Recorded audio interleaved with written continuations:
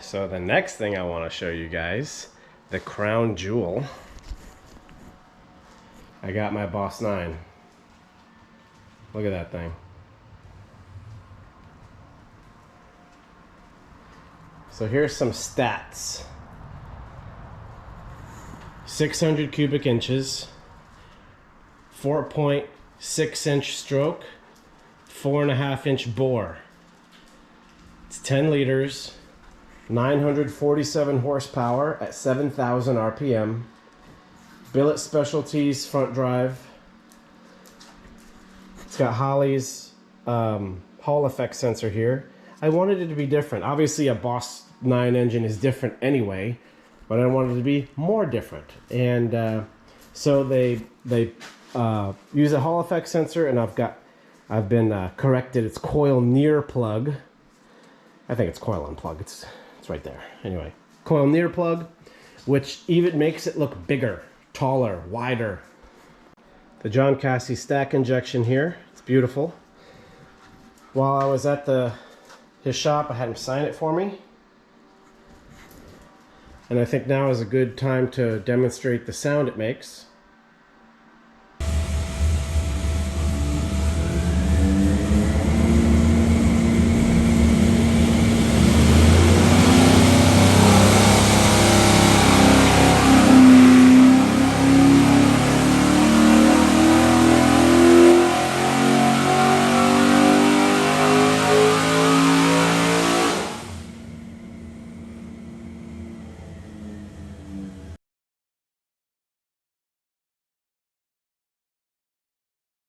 You're in the video.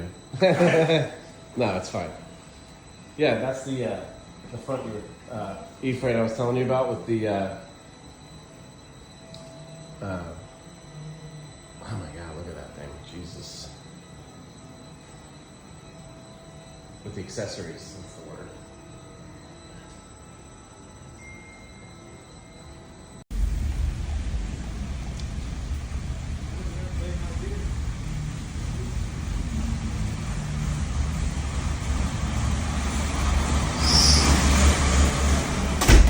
Would you decide to go for mufflers on your truck? Or just flow out the seat? But may not like them. Just one Ready?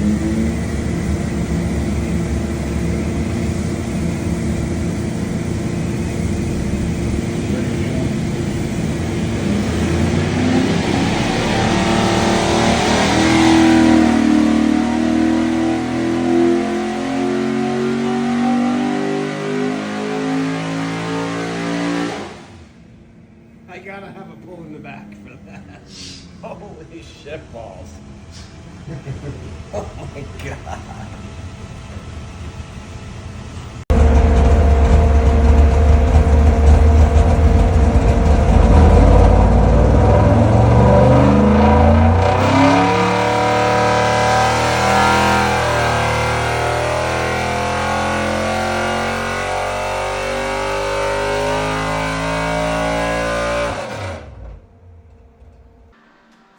So what's really cool about those videos you just saw was you can see it on the dyno in all its glory.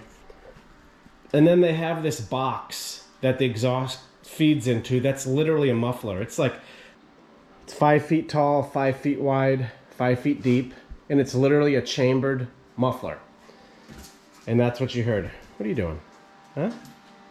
What are you doing, buddy? You doing stuff? And the way it sounded, is that really clear? Yeah, it's clear. The way it sounded, you know, we're behind bulletproof glass, steel door, all that. The sounds that it made just went through your body. There's no other way I can really describe that. Now, another neat thing with going with the coil on plug is you can't see it in that video, but on the headers, each header had its own oxygen sensor. So they were literally able to tune each cylinder. And I thought that was something that's pretty unique. And they mentioned that it's pretty much 97, 98% ready to go as far as being able to drive it in Florida. Where I got the engine in Winder and where they tuned it, they said the elevation's about 1,000 feet. Florida, it's, you know, my house is like 80 feet or something. So it will, they said it will need some minor drivability tuning, but otherwise, you know, it's pretty encouraging. You know, I asked, well, what's the servicing like? What kind of maintenance is it going to need? All this sort. And they're like, Peter, just drive the hell out of it. They said they'd be surprised if I was able to blow it up. You know, the thing with these engines is this is an X460 block. This has been done a zillion times. This isn't anything new, right? This is 50-year-old technology. Other than the coils and the stacks, whatever, none of this is really new. So that makes me feel good that it's really going to last a long time. It's got a fully forged rotate assembly, forged crank, forged pistons, forged rods. I'll put the build sheet in the video. The whole timing set in the front's all billet. It's just beautiful. It's hard to describe the size of this thing, guys, in person. You can't really... I can't explain how big it is. It's so huge. And what a beauty. And I was worried that these little filters here would pull a lot of power. They said they had some other filters that sort of went in the stack here, right? And they said those dropped the horsepower by like 80 horsepower. They're really restrictive. These, on the other hand, 9 horsepower. That's it. We did a dyno before and after, with and without them. 9. It's pretty good. Basically unnoticeable. 947 horsepower, guys. 947 at 7,000 RPM. So why 7,000 RPM? So when we were having our discussion about the build, I told him it's very, very important that I have something that's drivable. I want to be able to drive it every day. Turn the key, turns on. Don't want to deal with any... What are you doing, dude? What are you doing? Well, that's Bashar, our 11-month-old puppy. And he's about 120 pounds right now. And the breeder thinks he'll get to somewhere in the 150, 160 range. And he loves lasers, so he thinks there's something... Right? Yeah. Anyway. So 7,000 RPM. They said that's about the max the valves can go. It's a fully hydraulic cam, rockers, all that. Because I want drivability. They said, well, it'll rev higher. It'll rev to 8, 9, 10,000 if you want with a solid cam, but you're not going to love it. It's going to be on and off. It's going to be just a literal drag racer, and you're not going to have a great time in the car. So I opted for a little less power and a little less RPM because I really wanted that 8,000 mark. But as you heard on the dyno, 7,000, I mean, there's no drop off in power. There really isn't. There's no drop off. You can hear how incredible it sounds. I'm really looking forward to this. When I build the transmission, I want to try and build it to take advantage of the RPM. My rear end, which you can see over there on the table, is a 355. In hindsight, I wish I had gone with something taller, like a 321 or a 307. So I'm just gonna have to make up for it with the gearing and the transmission, which, you know, I can choose. I have to do some research on that. I'm very close to it's a TIC Performance T56 Super Magnum. So it's a T56 case with TR6060 hardened and cryoed guts. Look at this dog. He's so funny. So very excited about that. And really, you know, with the rest of the car, right?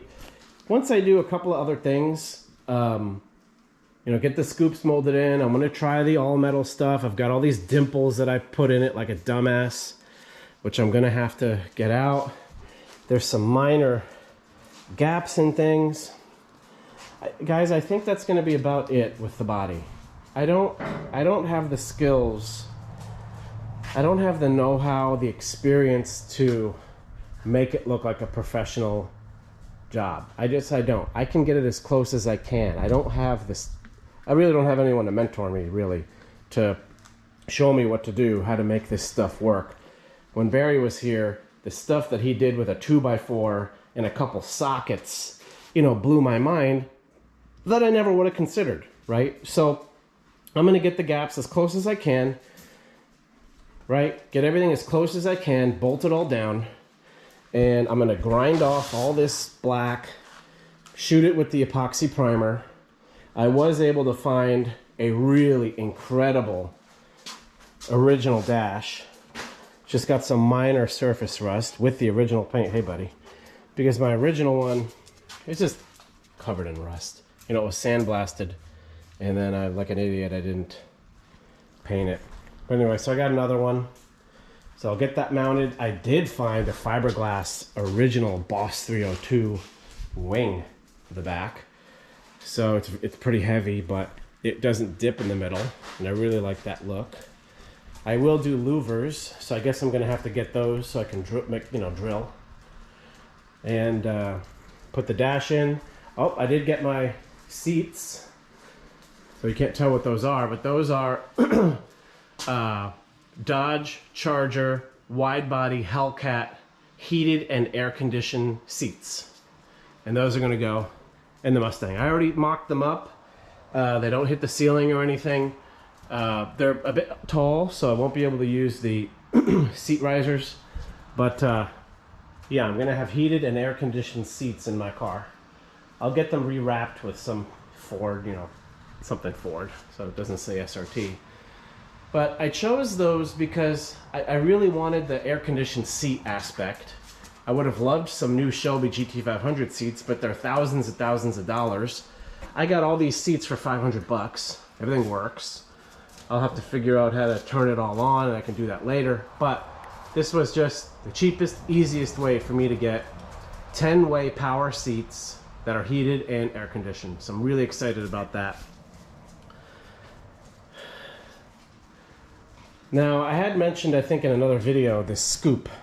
Really wasn't happy with it. The one that came with the hood. So I had that Boss 429 scoop I got at MPD, and what we did was we cut the edge off and we molded it in. And now we have the correct transitions. I mean, this thing needs a lot of work still, but you can see what it is now, and it looks correct, or much more correct than it was. So I'm really happy with how that turned out. Under the hood, put this up. I had to cut this hole out, for the mount. Regarding these hinges, I did have to space them out. I did have to cut out this part of the original apron because it's lower. The aftermarket aprons, they're not stamped really well, so I had to lower that. I also, the passenger was a little better, it was deeper, but I had to really lower this quite a lot. A lot of grinding, cutting, welding, hitting with a hammer, so that this could sit down in this valley, right? It's got to go very low to remain flush. And it really is pretty darn close. I'll show you.